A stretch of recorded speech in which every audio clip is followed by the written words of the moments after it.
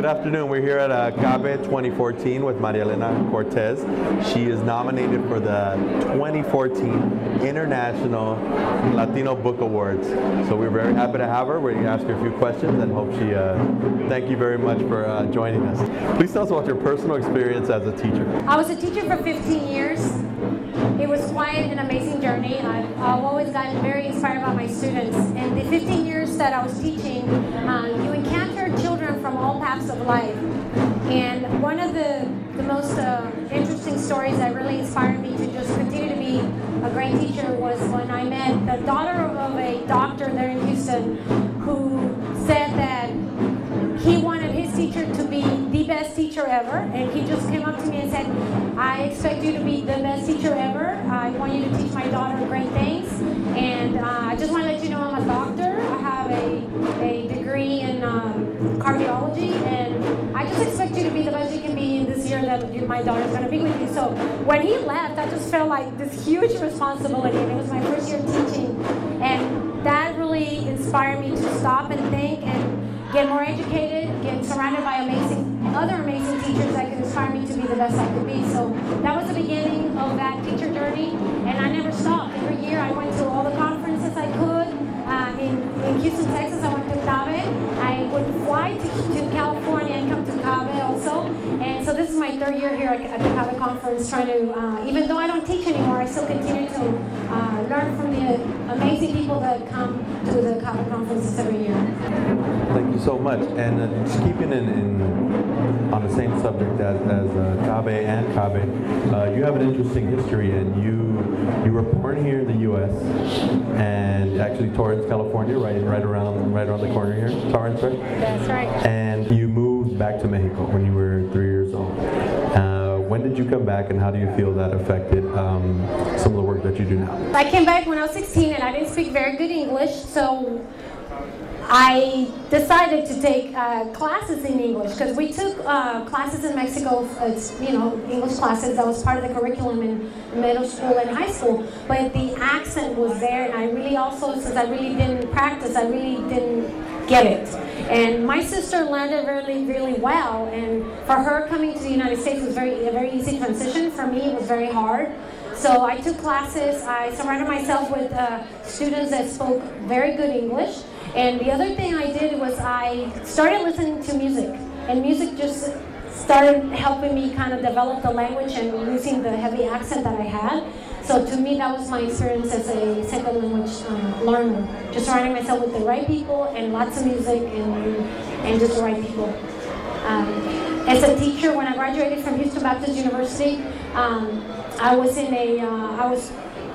with a professor that, to her, language was very, very important, and she told me, you're going to go out there and teach those bilingual kids English. Make sure that you're doing the 50-50, kind of more like dual language. And she said, but I want you to do it right.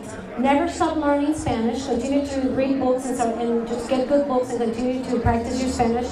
Don't lose it, because that's what happens with a lot of kids when they come young. They just forget their language, or they don't forget it, but then they lose the right pronunciation, the right language. And so that stayed with me really in my heart. So I forced myself to every year get a new book in Spanish, meet authors, come to some of these conferences where you meet the actual writers and the authors of the books that inspire you to, oh, I got to read this book, I got to continue to practice my language. But the other thing was that I started to get inspired by these authors as I went along the way, and I was like, one day I want to maybe write my own book and publish a book that is going to also inspire other kids and other teachers to be the best they can be. And that's what I'm trying to do now. And it's been quite a fun journey. I'd call trying it an understatement. And if you're nominated for the 2014 International Latino Book Awards, I think you've successfully done something. And well, you saw earlier we had the Freemans up here and Alma Florada. Who could you tell me what were some of the more authors and other books or literature that you felt were an inspiration to some of your work? Well, yeah, that is funny you mentioned that, because I was passing by and I saw Alma Florada and I was like, oh my God, I got to sit down and listen to her interview. And this year we're both nominated. We're in the same category as best chapter book, most inspirational chapter book for our youth. So I had to sit down and listen. And then I heard Dr. Freeman also stopping by. And they were two, along with Isabel Campoy, Jose Luis Orozco, another great music writer. I love his lyrics. I used to buy his CDs and put them in the class and dance with the kids and sing the songs. And that's what helped me with my second language. So I was thinking that's going to help my students as well if I surround them and merge them into the music. But these are people, I love coming to the conferences because you meet people that continue to inspire you to be the best you can be based on from listening to the stories. And it was kind of cool that I got to see both of them, two of the people that have inspired along my teaching career. And at the end, we pulled them to the side and we took some pictures. And it is so fascinating to me because they're experts in language and trying to inspire teachers about the importance of language and how powerful it is. Well, in Houston in 2005, I started a writing club called Kids Write to Know. And for me, it was to help the kids discover the power of thinking, to stop for a moment, put your thoughts on paper, and then see how you can either make them better, so you can end up with a good book, or just how can you put that on a poster and inspire somebody when they pass by and they see your artwork and your message. So it could be as simple as a little note to a poster to an actual book. But the power of writing, the power of reading is really, really important. And it happens at conferences like CABE, where we're getting inspired by other authors, other people that are already leaders in the community. So that's why I love coming to these conferences too. I know you, the book that's been nominated, you're currently in the process of having that translated in Spanish.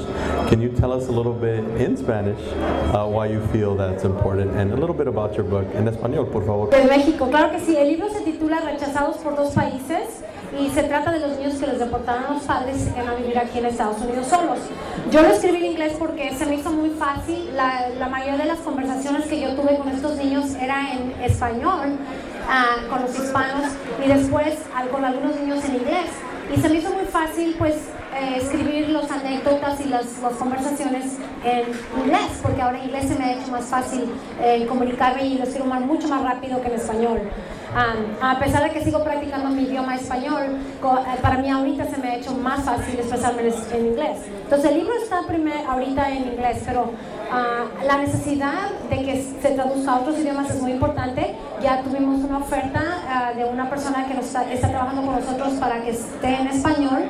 Y también nos llegó un mensaje de Asia, específicamente de China, que también lo quieren en su idioma. Entonces yo creo que el libro va a acabar siendo traducido, si Dios quiere, en varios idiomas, porque queremos que el mensaje sea claro y que toda la gente lo pueda entender de la importancia que es, número uno, ser responsables con nuestros hijos, comunicarnos con nuestros hijos, no tener secretos ni mentiras entre las familias, porque eso es lo que está pasando con los niños. Los niños muchas veces no saben que sus padres no estaban aquí documentados y no saben la mala noticia hasta cuando ya los agarró la inmigración y están en la cárcel y están listos para ser deportados. Entonces para mí la traducción en otros idiomas es algo que es muy importante y que espero también inspire a otras personas a hacer las cosas bien en el futuro. Muchísimas gracias por estar aquí con nosotros, y si la gente quiere comprar su libro, ¿dónde pueden ir? Bueno, la compañía que lo publicó se llama www.rbooks.com o Latino Print, para más rápido, latinoprint.com también, y ahí lo pueden comprar, o pueden ir a mi website de kidswritetoKnow.net y ahí también lo pueden encontrar. Y muchas gracias por invitarme y les deseo mucho éxito en el futuro. Muchísimas gracias a la señora Cortés y muchas gracias por acompañarnos en CABE